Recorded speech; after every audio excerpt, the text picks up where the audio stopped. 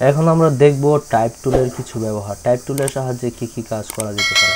প্রথমত টাইপ টুলটি সিলেক্ট করার পরে এখানে আমরা এটাকে পেস্ট করতে হবে। টাইপ টুলটি সিলেক্ট করার পরে এটা এখানে পেস্ট করতে হবে।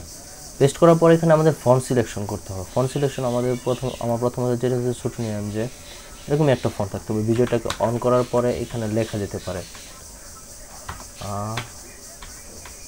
আমার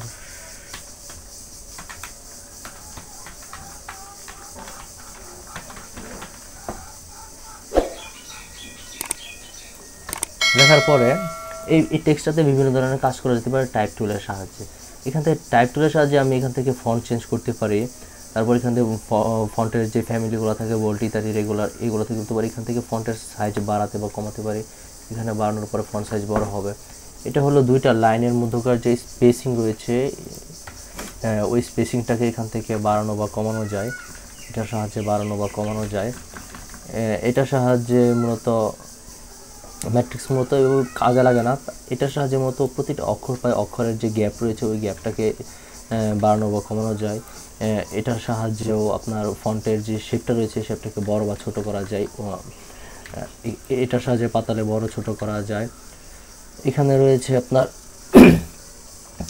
এখানে এটার সাহায্যে আমাদের ফন্ট যে মূলত যে ফন্টটা রয়েছে সেটাকে উপরে নিচে করা যেতে পারে। এখান থেকে আমরা কালার চেঞ্জ করতে পারি ফন্টের।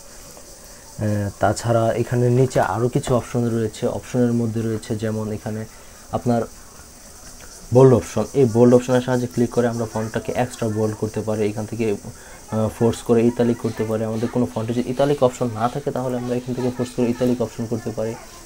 এখান থেকে অপশন এটা দিলে মূলত ওপেনটাতে চেঞ্জ হয়ে যায়, সেজন্য এটা ফন্টের অক্ষরগুলো চেঞ্জ হয়ে যায়। এটার সাহায্যে আমরা ক্যাপিটাল লেটার বা স্মল লেটারে সরাসরি কনভার্ট করতে পারি।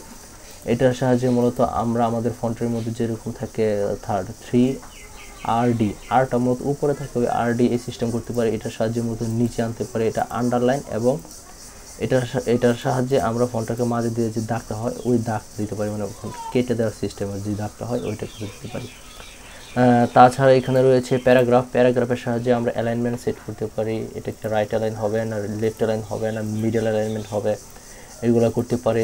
তারপরে এই অ্যালাইনমেন্টের মধ্যে যে স্পেস রয়েছে ওই স্পেসগুলো, বিভিন্ন স্পেসগুলো আমরা এখান থেকে কাস্টমাইজ করতে পারি।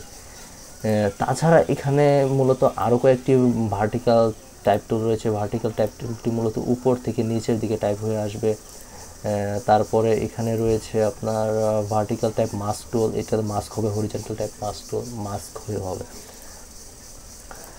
তাছাড়া এখান থেকে সরাসরি মূলত এই ফন্টটাকে ব্লেন্ড করার একটি অপশন রয়েছে। এখান থেকে এটাতে দেওয়ার পরে আমরা এখান থেকে নান অপশন থেকে এআরসি লোয়ার আপার বা অ্যারেঞ্জ গ্লাজ এইগুলা থেকে আমরা টুইস্ট সহ বিভিন্ন ধরনের ইফেক্ট দিতে পারি। এআরসি মূলত ফন্টটাকে বাঁকানোর জন্য আমরা বাঁকাতে পারি।